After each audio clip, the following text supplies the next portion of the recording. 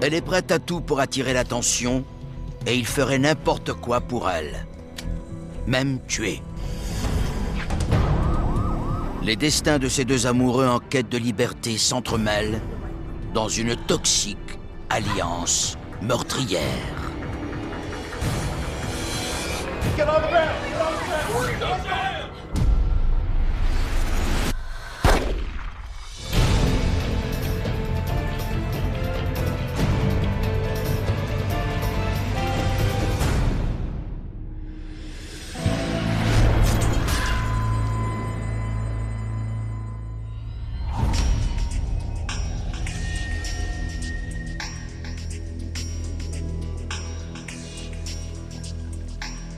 Le comté de Chester, en Pennsylvanie. C'est l'un des 3 premiers comtés de l'État. Aujourd'hui, les routes de campagne autour de la banlieue de Philadelphie sont parfaites pour une petite promenade. Mais Marty Toure n'est pas là pour s'amuser. Il est en mission.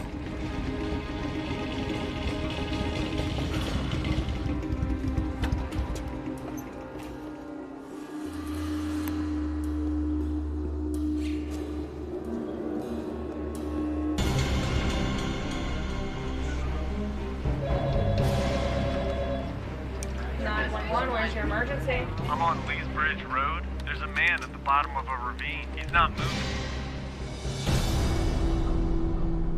L'équipe d'enquêteurs de la police d'État se rend sur place et descend prudemment jusque dans le fond du ravin.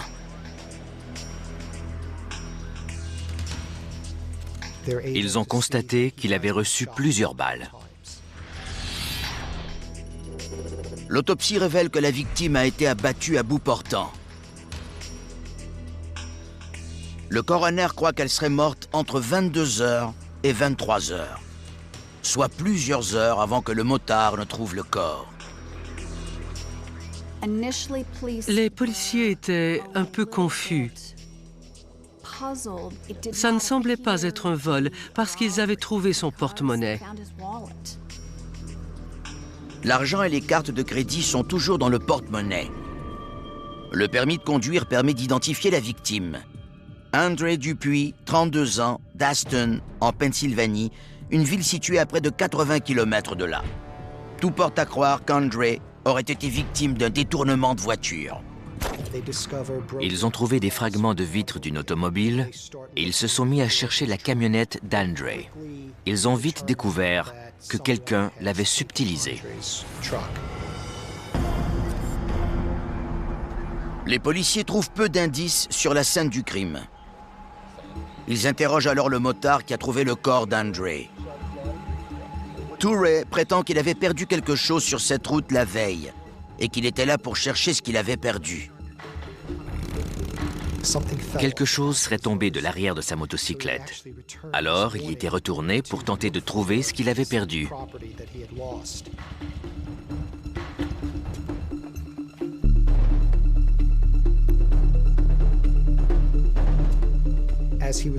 Alors qu'il marchait le long de la route, il a vu des lunettes de soleil et des souliers sous la glissière. Il a regardé au-delà de la glissière et c'est là qu'il a vu le corps. Les policiers fouillent dans le passé du motard. Ils interrogent aussi la famille d'Andre. La tâche la plus difficile pour un policier est celle d'aviser la famille de la victime. Ils ont dit qu'Andre avait été tué. Je pense que je n'ai même pas réagi sur le coup parce que je ne réalisais pas vraiment ce qui était arrivé. La nouvelle sème une profonde tristesse au sein de la famille d'Andre. Le téléphone de mon mari a sonné. C'était ma mère. Il est sorti sur la terrasse et il a chuchoté « C'est Andre ». Je lui ai demandé s'il allait bien et il a secoué la tête. J'ai redemandé s'il allait bien et il a répondu qu'il était mort. Je suis tombée. Mon monde s'écroulait autour de moi. Personne n'aurait pu imaginer qu'Andre soit assassiné un jour. Il menait une vie tranquille avec ses amis et sa famille. André vivait avec ma grand-mère la semaine. Et la fin de semaine, il était souvent chez nous, ou à la plage, ou à la pêche avec ses amis. Il n'avait pas d'enfants et il n'était pas marié. Il cherchait encore l'être spécial, mais il profitait pleinement de ce que la vie lui offrait. Je l'appelais mon gentil géant. Il était costaud, mais il avait un cœur en or. Il était discret. Certains le trouvaient un peu timide, mais quand on prenait la peine d'apprendre à le connaître, c'était un ami pour la vie. Il travaillait chez un paysagiste depuis 7 ans.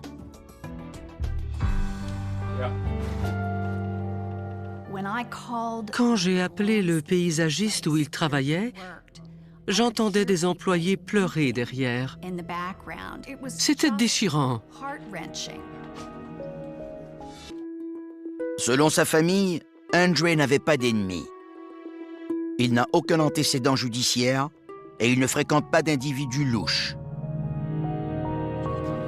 Si le meurtre d'André n'est que la conséquence d'un détournement de voiture, c'est un crime risqué qui rapporte très peu. C'était une belle camionnette. Elle n'avait rien de très luxueux, mais elle avait tout ce qu'il fallait pour lui permettre de faire son métier de paysagiste. Nous vivons dans une région rurale tranquille, où on ne tue pas les gens pour leur prendre leur camion.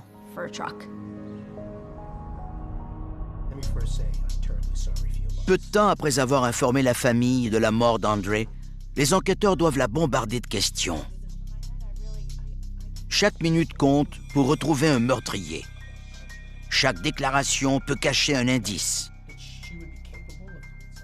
La sœur d'André raconte aux enquêteurs qu'ils avaient discuté au téléphone le jour de sa mort. Mon frère devait venir surveiller la maison et garder notre chien ce soir-là. On lui avait parlé autour de 10 heures. Il semblait de bonne humeur et il ne lui a fait part d'aucun autre plan pour la soirée. 1 heure après leur conversation, André est assassiné. Son corps est jeté sur le bord de la route comme une vulgaire canette de bière. Stephanie évoque alors autre chose. Dernièrement, André avait passé beaucoup de temps avec une nouvelle amie qu'il appelait Tatou.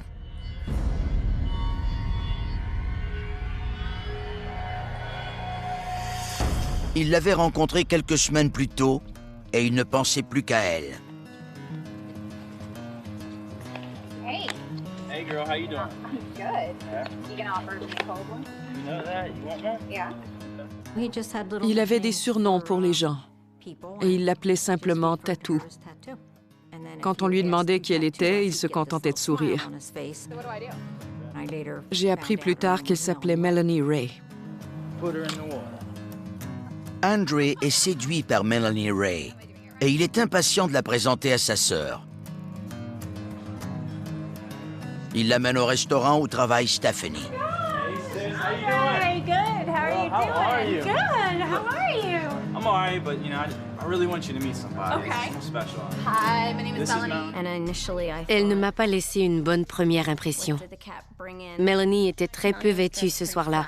Elle ne portait qu'un maillot de bain. Ce n'est pas ce qu'on met habituellement pour aller au restaurant. Melanie aimait attirer l'attention et elle aimait projeter l'image de la petite écolière avec un côté rebelle. En se présentant si peu vêtue au bar et en montrant tous ses tatouages, elle attirait les regards et elle en retirait beaucoup de plaisir. La nouvelle amie tatouée de son frère n'impressionne pas Stephanie. Mais Melanie et André semblent heureux ensemble. Ils semblaient s'amuser et ils discutaient. Alors, je ne me suis pas inquiétée.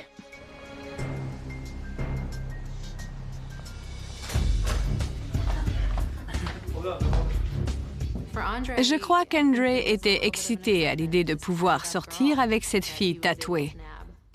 C'est son physique qui séduit et excite sexuellement André.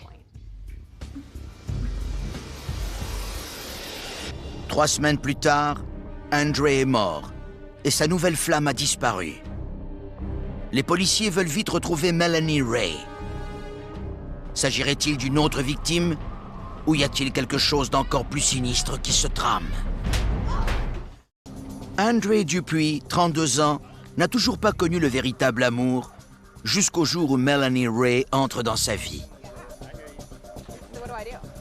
Quelques semaines après avoir succombé au charme de sa sirène tatouée, un motard retrouve le cadavre d'Andre sur le bord d'une route de la Pennsylvanie. Le motard est innocent. Alors les policiers se tournent vers un autre suspect. La petite amie d'Andre qui manque à l'appel, Melanie Ray. Melanie, 25 ans, a grandi à Titusville, en Pennsylvanie, site du premier puits de pétrole de l'histoire. Comme plusieurs autres petites villes ouvrières, les beaux jours de Titusville sont derrière elle. Sur l'affiche qui dit « Bienvenue à Titusville », il devrait ajouter « Ville de liberté conditionnelle et de récidivistes ». Les gens sortent dans les bars le samedi et demandent le pardon le dimanche. Et c'est dans ce milieu difficile que grandit Melanie. Son père se battait souvent dans les bars et il a causé des ennuis à bien des personnes. Il était en prison quand elle est née. Ensuite, on a divorcé, alors il n'a pas été présent pour elle. Melanie compte peu d'hommes dans sa vie. Ses frères aînés vivent avec leur père, pendant qu'elle et sa sœur Kenyon demeurent avec leur mère. On a été séparés vers l'âge de 10 ans. Je dirais que Melanie n'a pas du tout été élevée par mon père. Tout le monde a besoin d'une figure paternelle. Alors oui, je crois que son père lui manquait. En l'absence de son père, Melanie s'est probablement sentie abandonnée par lui. Elle ne pouvait se fier sur aucun homme ni sur sa famille pendant son enfance. D'autres choses étaient plus importantes. Donc, elle a toujours dû trouver d'autres moyens pour attirer l'attention des hommes et pour les manipuler. Et Melanie trouve vite une façon de se faire remarquer des hommes. Elle n'était pas la plus forte, ce n'était pas la plus musclée, alors pour survivre, Melanie a dû se rabattre sur son charme pour se faire aimer de tous. Elle était très charismatique. Melanie était toujours souriante. C'était comme un rayon de soleil. On ne pouvait pas l'ignorer. En 2003, le destin porte un coup cruel à Melanie, alors âgée de 17 ans. Sa sœur aînée et sa meilleure amie Kenyon meurent subitement d'un malaise cardiaque. Elle était dévastée parce qu'elles étaient très proches l'une de l'autre.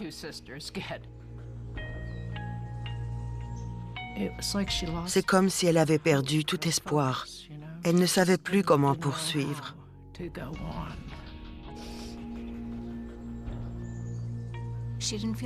Après avoir perdu sa sœur, elle avait l'impression que plus personne ne se souciait d'elle. Donc, elle voulait forcer les gens à faire ce qu'elle voulait, et elle voulait se sentir bien, ou à tout le moins, oublier sa douleur. Quand ma sœur Kenyon est morte, elle a trouvé son réconfort dans les drogues. La marijuana, les méthamphétamines et l'héroïne sont ses nouvelles amies, et elle l'aide à oublier sa douleur. Elle trouve tout ce dont elle a besoin dans les rues malfamées de Titusville. Melanie devient aussi obsédée par les tatouages.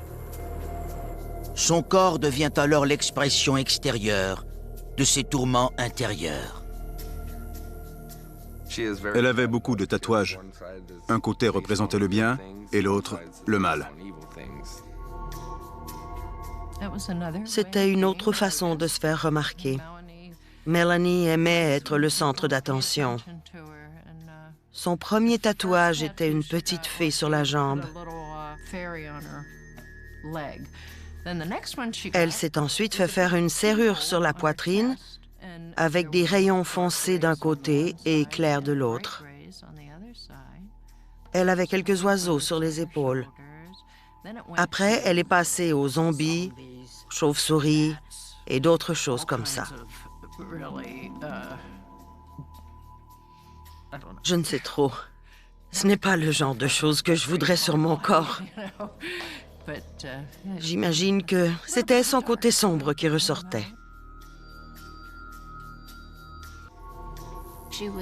Elle était intelligente et créative, mais elle ne se sentait pas soutenue par les autres.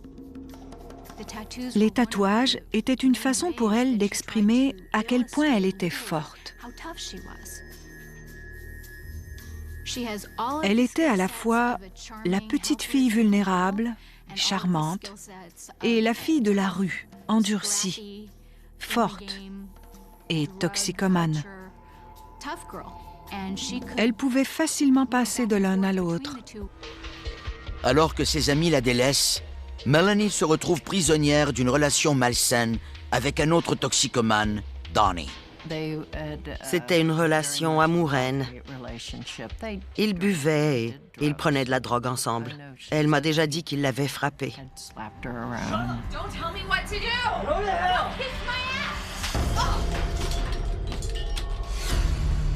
Melanie adopte des comportements autodestructeurs.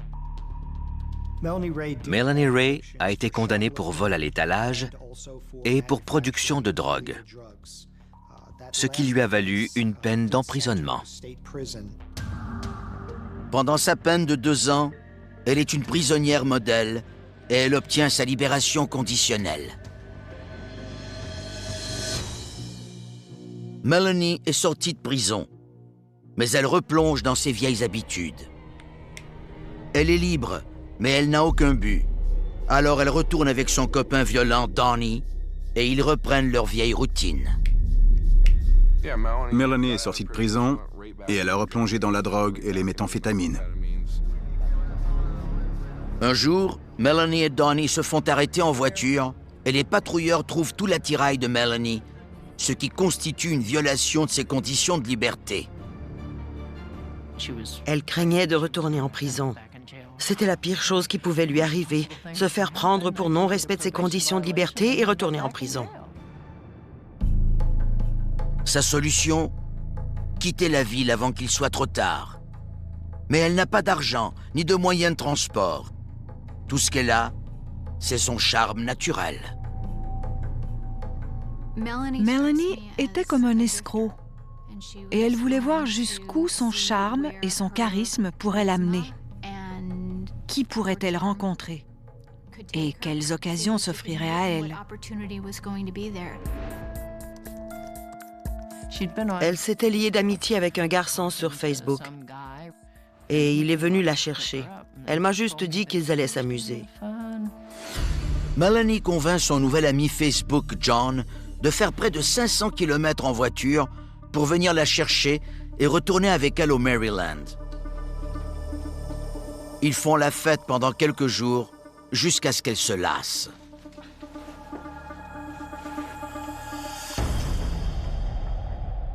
Melanie est prête à retourner chez elle quand elle rencontre un ami de John, André Dupuis, un gentil garçon un peu timide qui attire son attention.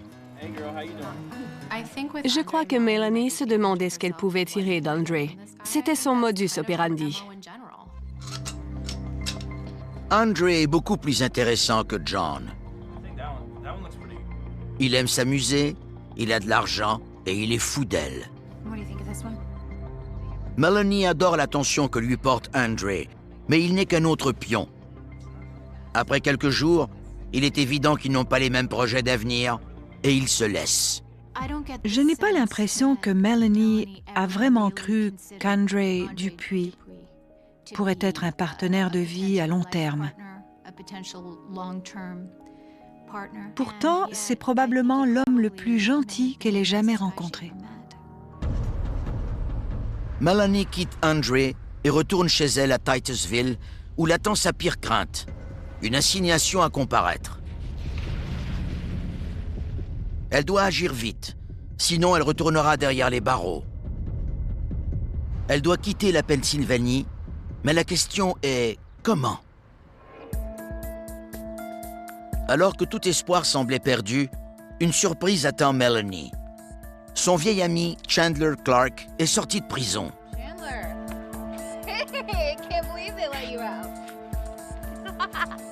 Chandler a 20 ans. Il est 5 ans plus jeune que Melanie. Ils ont grandi sur la même rue à Titusville. Ils se sont connus quand ils étaient enfants et elle l'a revu en prison. Ils tissent des liens serrés malgré les contraintes de la prison. Ils se passaient des petits mots, ce qui lui a causé des ennuis. Leur amitié devient le seul bonheur de la vie misérable de Melanie. Ils étaient alors séparés par des barreaux. Ils peuvent maintenant laisser libre cours à leurs sentiments, mais pas pour longtemps. Melanie et Chandler ont tous deux enfreint leurs conditions de remise en liberté et ils cherchent un moyen de se sortir de ce mauvais pas.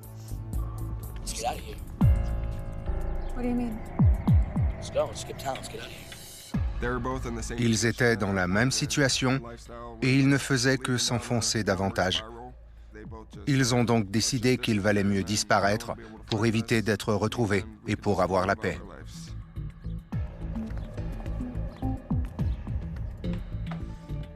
Melanie et Chandler voulaient s'enfuir. Et je crois que chacun a vu dans l'autre qu'il était prêt à le faire. Ils pouvaient donc compter sur l'autre et ils n'avaient plus rien à perdre. Jusqu'où iront ces deux amoureux en fuite pour rester ensemble?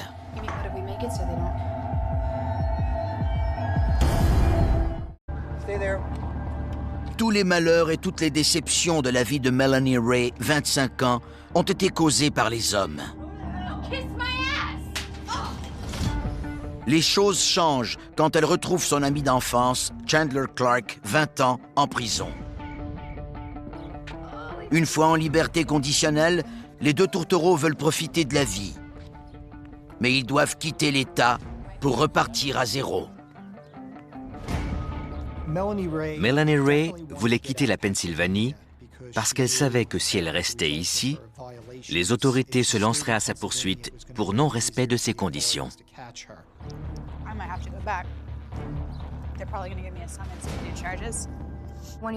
Quand vous fuyez votre agent de libération conditionnelle, vous ne voulez pas retourner en prison.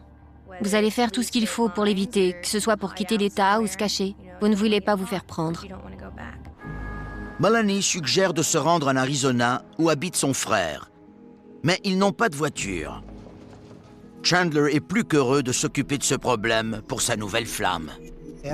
Quand ils ont décidé de quitter la Pennsylvanie, ils ont volé l'auto du père de Chandler. La relation entre Chandler et ses parents est difficile.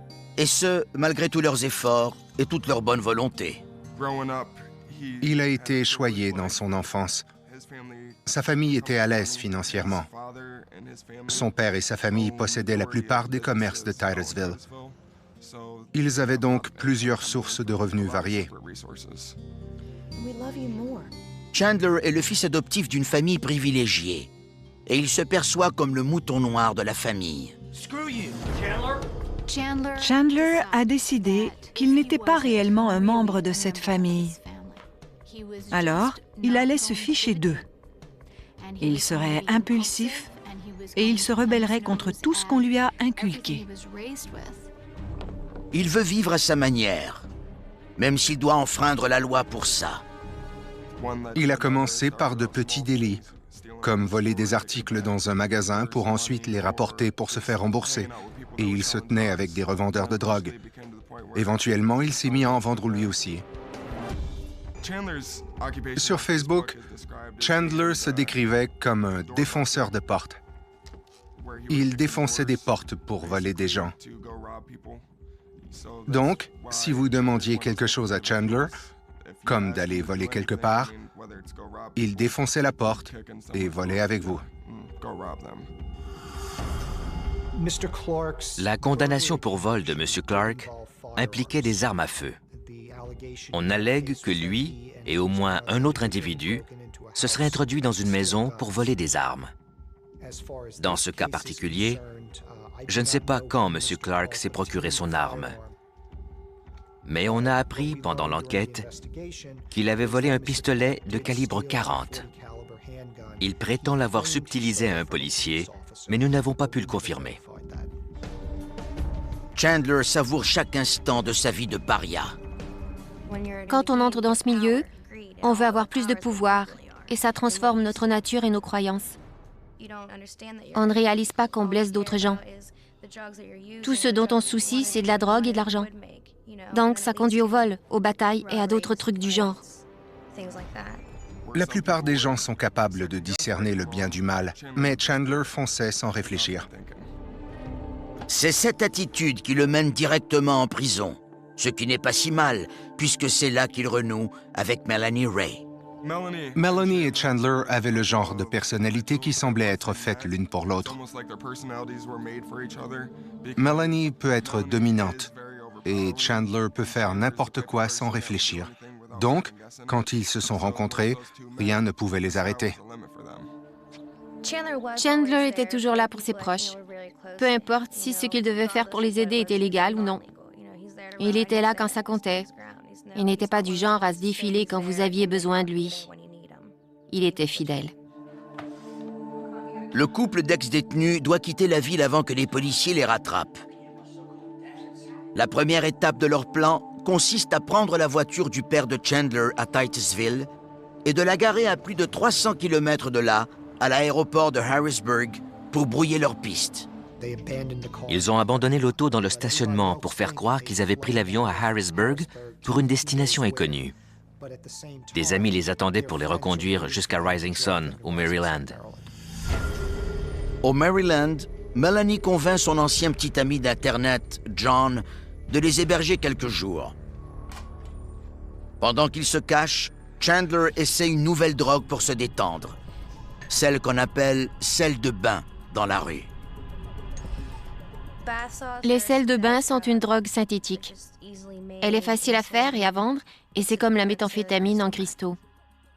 Ça vous fait halluciner, on ne distingue plus le vrai du faux. On se demande ce qui se passe. On plane vraiment. Chandler et Melanie imaginent des plans sans queue ni tête pendant qu'ils sont sous l'effet de la drogue. Ils doivent planifier la deuxième étape s'ils veulent se rendre en Arizona.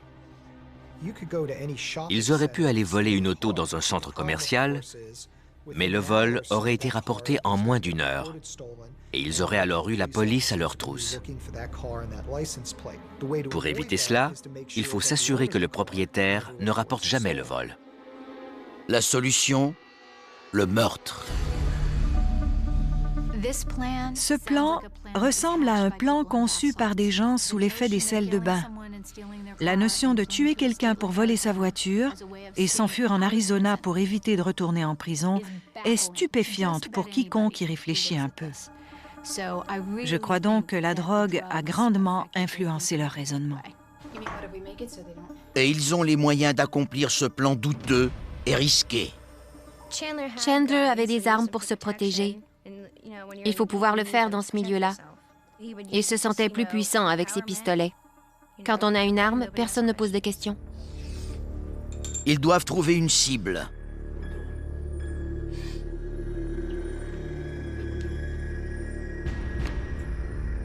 Pourquoi pas leur hôte, John? Chandler Clark a regardé son auto et il a constaté qu'il ne ferait probablement pas plus de 30 km avec ça. Je crois sincèrement que le mauvais état de sa voiture lui a sauvé la vie. C'est alors que l'ami de Melanie, Andre, apprend qu'elle est de retour en ville. Le 6 août 2011, Andre a envoyé un texto à Melanie parce qu'il voulait la revoir. C'est probablement à ce moment que l'idée leur est venue. Tu sais quoi? Tuons-le à la place. C'est leur jour de chance. Plus ils y pensent, plus ils sont convaincus qu'ils doivent tuer Andre. Andre a une camionnette, une bonne camionnette. Il vit seul et, selon eux, il ne communique pas souvent avec sa famille et ses amis. Donc, à leurs yeux, c'était la victime idéale. Pour Melanie, tuer Andre est une bonne affaire. Pour Chandler, c'est un bon débarras. Melanie recevait beaucoup de messages d'Andre. Et ça dérangeait Chandler. Un des motifs qui a poussé Chandler à vouloir tuer Andre, hormis sa camionnette, c'est qu'il croyait qu'Andre flirtait avec elle. Et je crois qu'il n'aimait pas beaucoup ça. Who's this? Oh, this is my cousin, Chandler. Hey. Melanie Ray a organisé un rendez-vous avec Andre. Quand Andre est venu la chercher, elle lui a présenté Chandler comme étant son cousin. Elle a demandé à Andre s'il pouvait les reconduire chez un ami et il a accepté. Peu après 22 heures, le 6 août 2011, ils empruntent une route déserte. Melanie dit à Andre qu'elle ne se sent pas bien et lui demande de s'arrêter. Andre la suit pour s'assurer qu'elle va bien.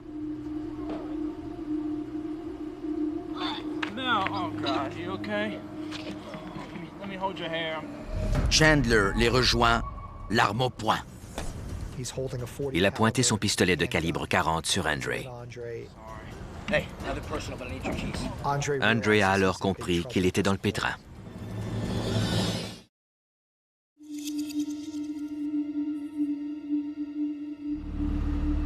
Sur une route perdue de Pennsylvanie, Melanie Ray feint d'être malade.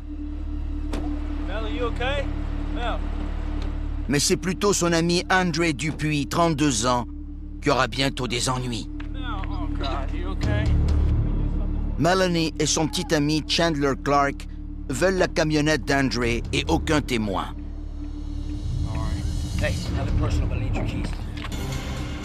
Andre prend la fuite, mais il ne peut éviter le coup de feu de Chandler.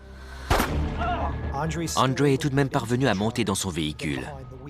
Puis Chandler a de nouveau pointé son arme sur Andre.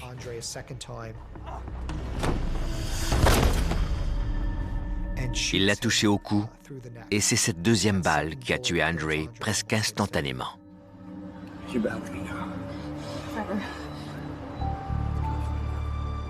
Après avoir abattu Andre, il lui a dit qu'elle était maintenant liée à lui pour toujours et que s'ils étaient pris, il la tuerait. Et ensuite, il se tuerait. Elle était si intoxiquée qu'elle a accepté. Chandler était peut-être jaloux de la relation entre Andre et Melanie, et c'était peut-être aussi une de ses motivations sur le moment. Chandler et elle croyaient que la mort de quelqu'un sans enfant, sans personne dans sa vie, ne serait pas remarquée. En fait, elle parlait d'elle.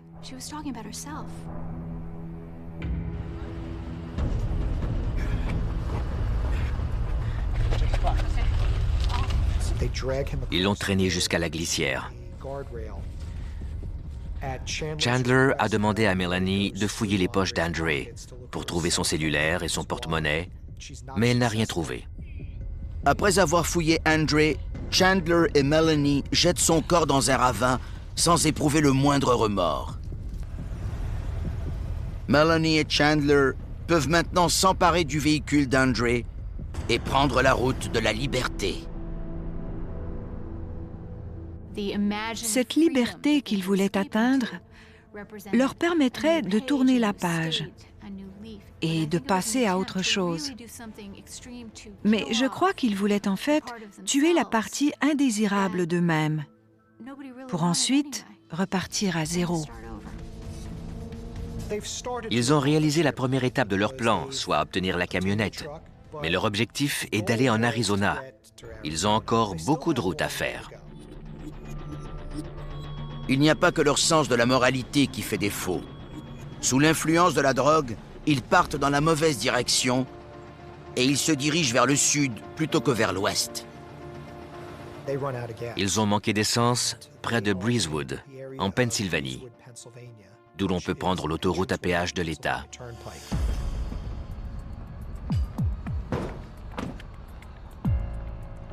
Idiot, we're spending this money on gas if you hadn't gotten us lost. Shut up. No! Pendant que Chandler fait le plein, Melanie va au dépanneur avec un chèque qu'elle avait volé à sa grand-mère.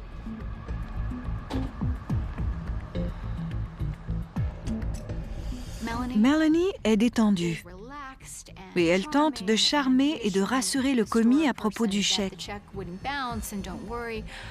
Cette attitude calme est peut-être alimentée par la fébrilité qu'elle vient de connaître. Une personne honnête ne pourrait pas garder ce genre d'attitude dans ce contexte. Les bandits intoxiqués croient avoir réussi le meurtre parfait. Ils ont une camionnette et personne ne devrait chercher Andre pendant quelques jours encore. Or, seulement 10 heures après le meurtre, un motocycliste vient bousiller tous leurs plans. Les policiers ont rapidement identifié Andre parce qu'ils ont trouvé son porte-monnaie. Même si Melanie et Chandler l'avaient fouillé, ils étaient si pressés de quitter les lieux qu'ils n'ont pas trouvé son porte-monnaie.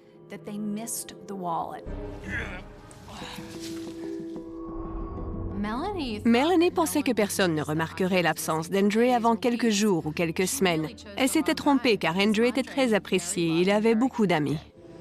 Les agents de la police d'État de Pennsylvanie lancent un avis de recherche pour la camionnette volée d'Andre qui se dirigerait vers l'ouest avec ses 2 tueurs à bord. Le temps presse, parce que si on ne les attrape pas rapidement, ils pourraient tuer à nouveau. Le couple de criminels fuit depuis près de 24 heures et il ignore que les policiers sont à leur trousse. Les assassins cherchent un endroit où dormir. Ils se rendent chez Audrey Smith, une vieille amie de Melanie qui habite en banlieue d'Indianapolis.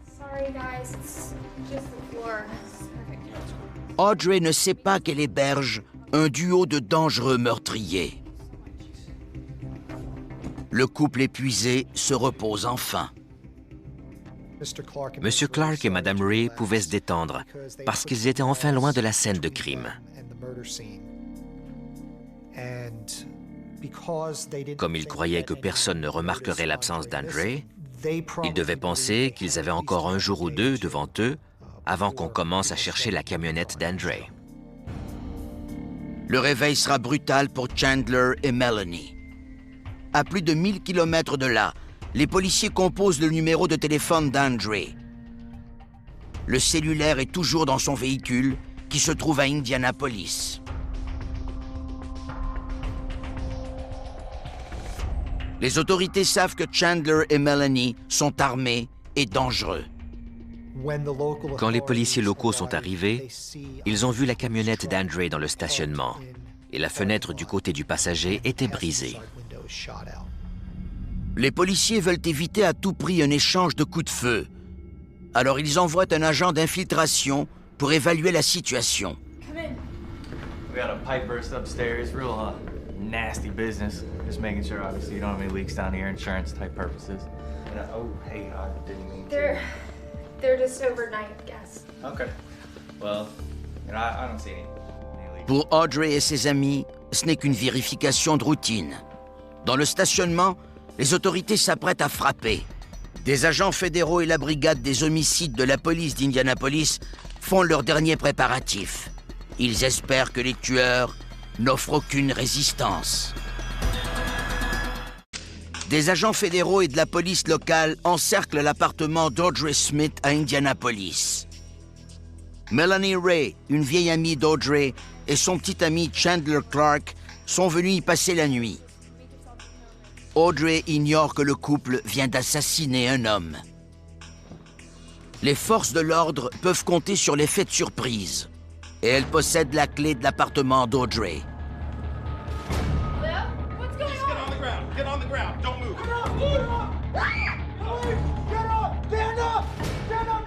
Leur arrestation se déroule sans incident. Je crois qu'à ce moment-là, il était prêt à se rendre et à se laisser arrêter. C'était terminé. Il avait été pris. Les policiers trouvent rapidement le pistolet de Chandler. Chandler savait qu'il était cuit. Quand il a vu qu'il était encerclé, il ne voulait plus risquer sa vie. Il n'aurait pas fait feu sur les policiers. so sorry. La cavale de Melanie Ray et Chandler Clark n'aura duré que 72 heures. Ils prévoyaient se rendre en Arizona, mais ils aboutissent plutôt en prison. Les essais balistiques confirment que l'arme de Chandler a été utilisée pour tuer Andre Dupuis. La preuve de la poursuite est solide.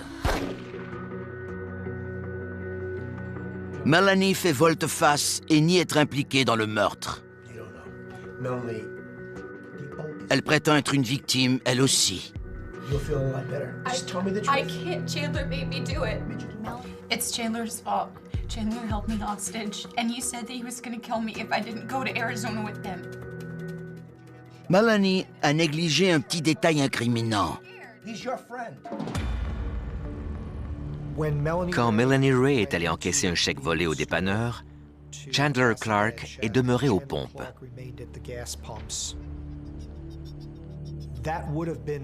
C'était le moment idéal pour appeler à l'aide ou pour aviser quelqu'un qu'elle était retenue contre son gré. Si c'était vrai, elle était de connivence avec Chandler depuis le début et elle n'avait aucunement l'intention de l'abandonner. Pendant que Melanie essaie d'éviter d'être accusée de meurtre, Chandler profite de sa nouvelle notoriété.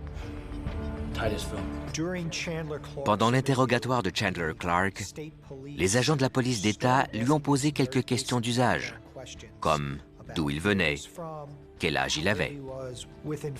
Après 5 minutes, M. Clark les a interrompus en leur demandant d'arrêter de tourner autour du pot.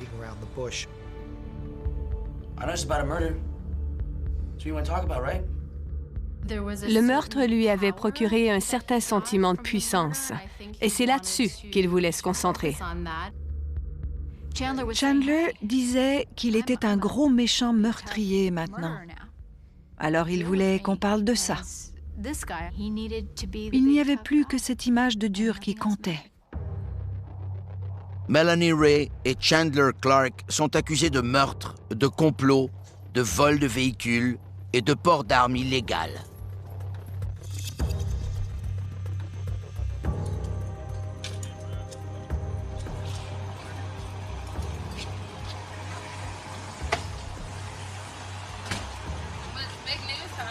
Do you guys have any comment?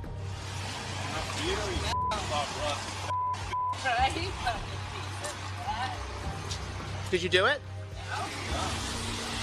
I'll come out in court. La famille d'Andre se prépare à un long procès. Mais Chandler Clark et Melanie Ray provoquent la surprise générale en plaidant coupables.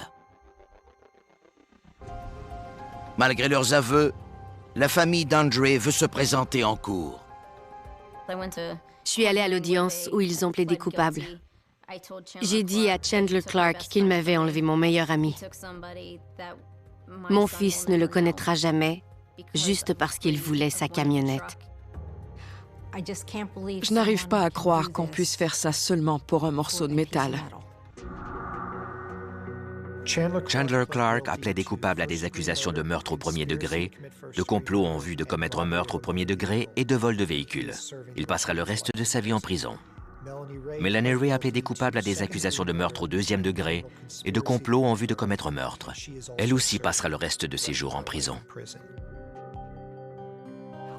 Nous avons perdu notre innocence ce jour-là. On vivait dans un endroit paisible. On ne verrouillait même pas nos portes. Maintenant, on le fait.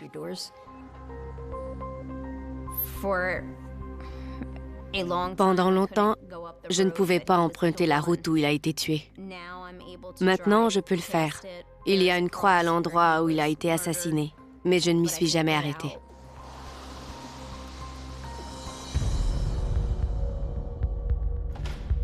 L'alliance meurtrière entre Melanie Ray et Chandler Clark était la source de leur violence.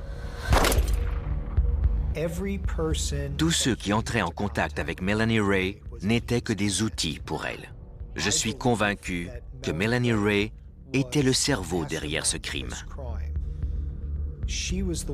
C'est elle qui a fait germer l'idée dans la tête de Chandler Clark. On ne saura probablement jamais quelles étaient les réelles motivations de Chandler Clark dans le meurtre d'André, mais il n'a jamais hésité.